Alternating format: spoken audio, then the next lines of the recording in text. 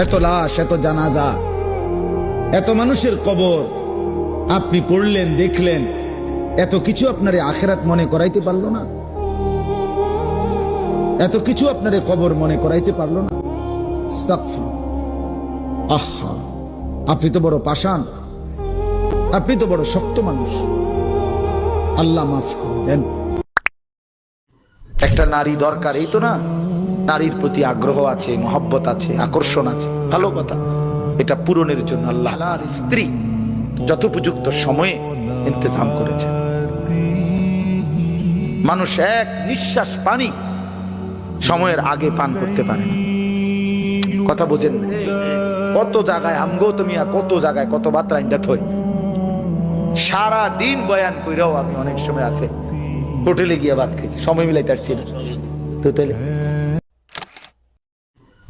সুখের সাগরে যে ভাসতেছে সেও মরে যাবে, দুঃখের পাহাড়ে যে সেও মরে যাবে, ঠিক না? জীবনে কোনোদিন দুঃখ ছাড়া সুখ দেখে নাই যে তারও মৃত্যু হবে। জীবনে কোনোদিন এক সেকেন্ডের জন্য যার কোনো দুঃখ নাই সেও মরে যাবে, মরে যাবে। এই হাসিও স্থায়ী না, এই কান্নাও, কথা বলেন না, দুনিয়ার হাসি স্থায়ী, দুনিয়ার কান্না স্থায়ী, কোনোটাই স্থায়ী না। তোমার যৌবন স্থায়ী, কথা বলেন না কেন? না বন্ধু, না, মৃত্যু থামাই দিবে।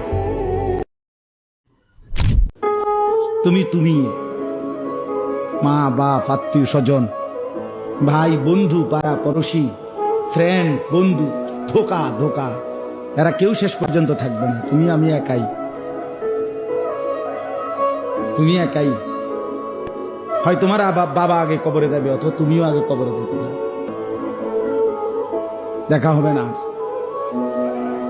তোমার কবর তুমি একাই, তোমার একাই ফেরেশতার মুখোমুখি হইতে হবে, একাই হাসরের ময়দানে দাঁড়াইতে হবে। নওজোয়ান, তোমার মতো বয়সীও তো কত মানুষ কবরে আছে, আছে না? সে মরলো কেন ভাইয়া? বেকুব দেখে না? তুমি চালাক দেখে মরো না? না, সে বুঝে নাই দেখে মরে গেছে নাকি? তো মালিক দয়া করেছে বলেই তো আমি আর আপনি এখনো বেঁচে আছি। মালিকের সিদ্ধান্তের এক সেকেন্ড আর পৃথিবীতে আল্লাহর ফয়সালা চলে আসলে, মালাকুল মউত চলে আসলে, এরপরে এক সেকেন্ড থাকার সুযোগ মিলবে তো? আমি অনুরোধ করছি বাপ, নওজোয়ান, তোমাদেরকে এই বন্ধু বললাম, তোমরা যারা সকাল থেকে রাত 2টা 3টা পর্যন্ত মোবাইলে উলঙ্গ ছবি দেখো, নর্তকীর নাচ দেখো, সারা পৃথিবীর নারীর ছবি দেখো, অচিরেই বিশ্বাস করো পবিত্র নারী পেতে তোমার জন্য কষ্ট হবে। মনে রাখো, এই ঋণ শোধ করতে হবে। হ্যাঁ, তখন বুঝবা ভাইয়া। এমনি মানুষের বেডি সাউন্ড আর ঘরের বেডি যদি অসৎ হয়, তখন টের পাইবা দুনিয়া কারে কয় আর জাহান্নাম কারে কয়। কবরের কথা তাইলে আর মনে পড়বে না, আল্লাহর স্মরণ তাইলে আর আসবে না, গুনাহ আর ছাড়বা না তাইলে। বলে আল্লাহ জিজ্ঞেস করছে,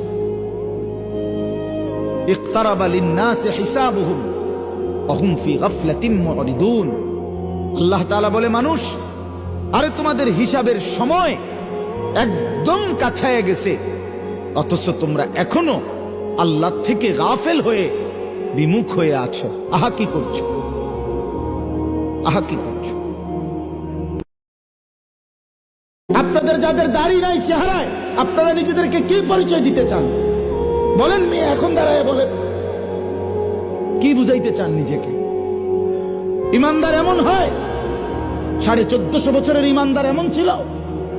আপনি আপনার কি বুঝাইলেন?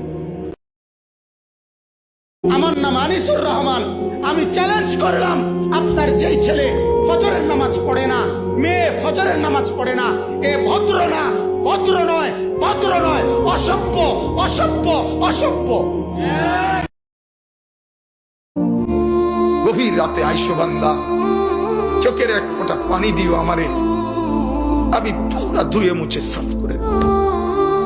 এক ফোঁটা পানি দিয়ে 90 বছর মাফ করে দেব। সাগর পানি লাগবে না, মোটরের পানি লাগবে না, এক ফোঁটা চোখের পানি অনুতপ্ত লজ্জিত হয়ে এক ফোঁটা পানি দিও আমারে, আমি এক ফোঁটা পানি দিয়ে জিন্দেগির গুনাহ সাফ করব।